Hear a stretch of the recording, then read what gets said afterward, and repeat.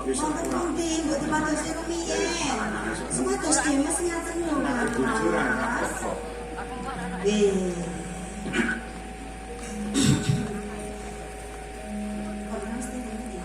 Ya. Rasa. Wong kuwi senajan mangko. Bisa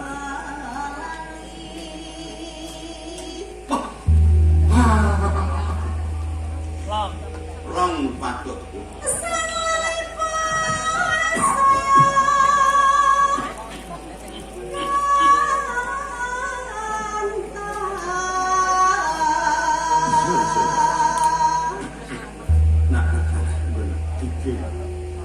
Dibir kuwi sing kedadal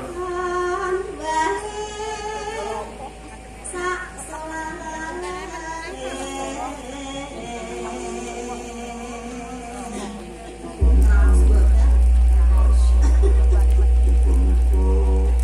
nanti kukutin Yuswo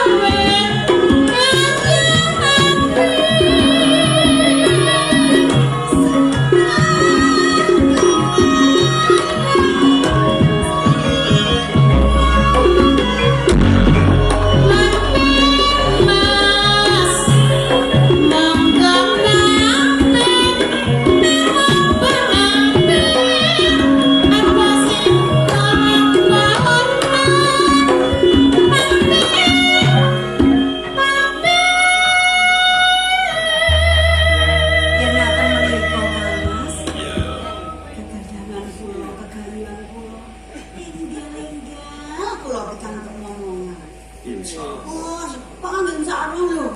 Muga-muga ketara wijagai. Lah kene mboten insyaallah. Malah ayo Meyakinkan. meyakinkan banget gitu Pak, mosok yo insyaallah. Monggo yo lanang arep, wadon arep, watone selamat.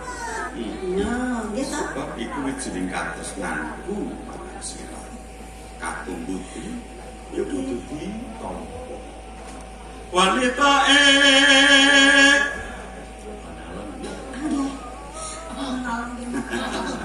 Kula sampun terima. alon-alon iki ketekandun.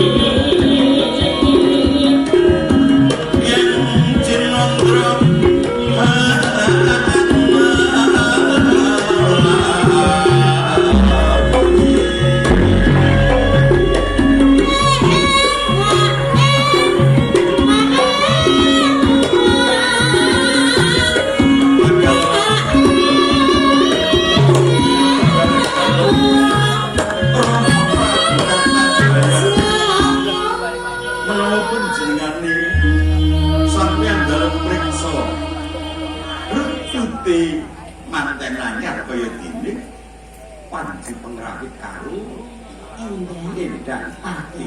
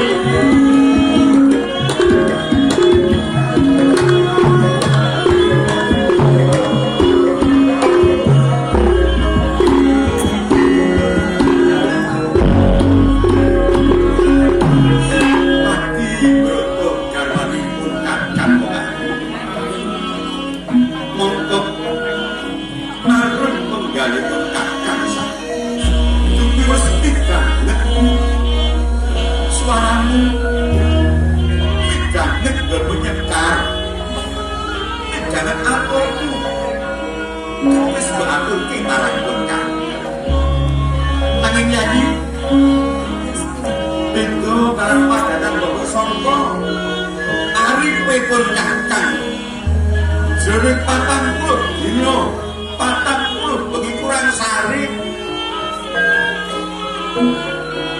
Lungkrah badanipun kakak. Upamana karo jangan sejelo. Pun kakang ngersake sari ora kudu panjeneng patunggon nanging matur caket marang Nyai Endang Pati ojo kuluh.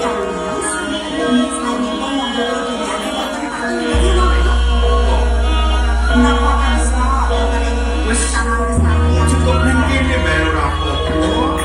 Bakulipun kakang iso nanging kala mangsane pun kakang mengko kebajutan sari.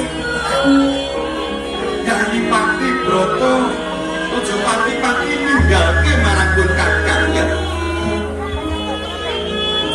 Muga dipekek kono ambal kumpul ibadane pun kakang. Ingkang sudi kan. Sasar sakbadan sutun Badanipun karamas luka rasane awak mergo soparing ora sak.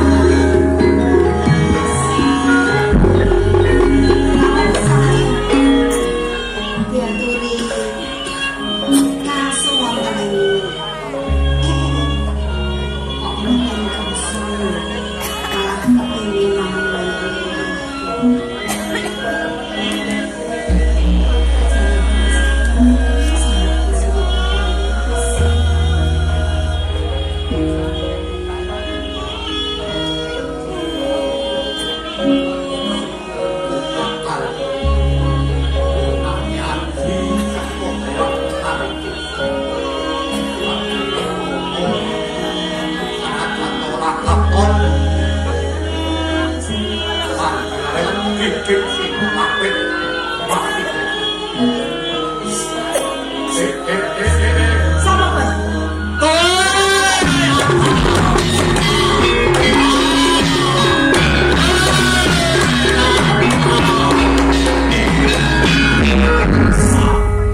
Ayo, semingkir. Kowe semingkir. Aku akan mateni Panji Rawit. Mengko dhisik paman. Teko-teko kondo lewat mateni Kang Mas Pangeran Panji Rawit.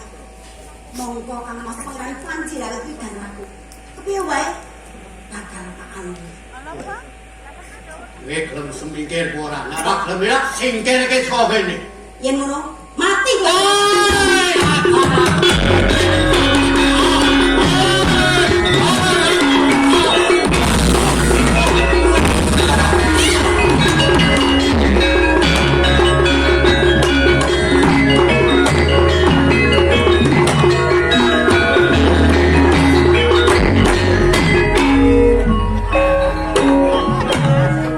Diajeng. Aku Bronto.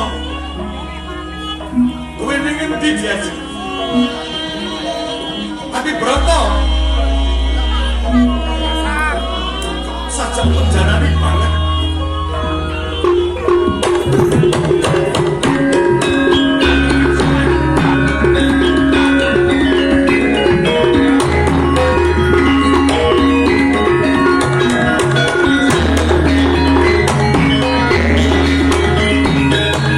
Kula ingkang sowan. Sawidi. Inggih sawidi. Abdi dalem. Ibu Ratu. Leres. Kowe ngerti garwaku? Walah babar blas kula nggih mboten petruk sinten-sinten iki wae. Iki metas wae lenggah. Garwaku. Paman-paman dikangkaraku. Nanging dumadaan pas. Ilang ora papan iki. Mboten ngertos. Kula nggih mboten ngertos. Mbok menawi nggih tindak pundi ngoten. Lho ngomong tindak aja nyuwun pamit aku. Ora pamit marang aku. Niku klentune. Napa pados milih mawon? Sembrono kok. Mboten mek Aku ki manten nanging lagi seneng-seneng karo bojoe. Kan golek meneh. niki Sar, kula ora ono golek bojomu. mbok nek nggo dipasani GPS yo gampang niki. Apa GPS. ayo apa? Wah, GPS niku nek wong sakit terus rumah sakit mboten bayar niku ditanggung GPS. Apa mrene Kula mriki pun utus Kanjeng Ratu Inten supados gawe kanjeng Ratu. nggih Ya ayo. ngaturaken nawala ngapunten saking dadean apa saking mriki Kanjeng Ratu kok niki saking kantor gajer iki Kanjeng Ratu Inten ngerti surasane ngawur. ababar blas Ora ngerti. mboten ngertos. Sebut apa? Nggih. Kula niku iso nulis ora iso maca ta. Mboten Bisa bakal. bisa nulis ora iso maca. Nggih. Lah apa perkara? Nah, kula niku goblok. Kula niku nek nulis niku apik nek. Bisa nulis apik ora iso maca lho. Kula niku nek WA niku apik nek nulis kamane niku dadi elik. Tak rajane ya. Nggih, nggih. Jam 12 ini. Punten. Maksudnya Nggih. kalau wilayah ini jam 12. Oh, Kok muncul itu? Macane kok niki kok ndak siji kok nggih siji. Oh iki wilayah Oh, Pak Gubernur jenengan tangan sakala. wanci tengah perang tapi rolas ini aku diberi sopan ibu ratu itu sampai Dalem aneh anak pripun? titik istawoco Nggih. lah aku spekso surasane ngawur Istri Kaworo, Ibu Ranti tenimbali aku. Kabure sok. Ya, sowan ngadeg ngesali Ibu Ranti. Nggih. Nanging sing aneh, Kok bengi.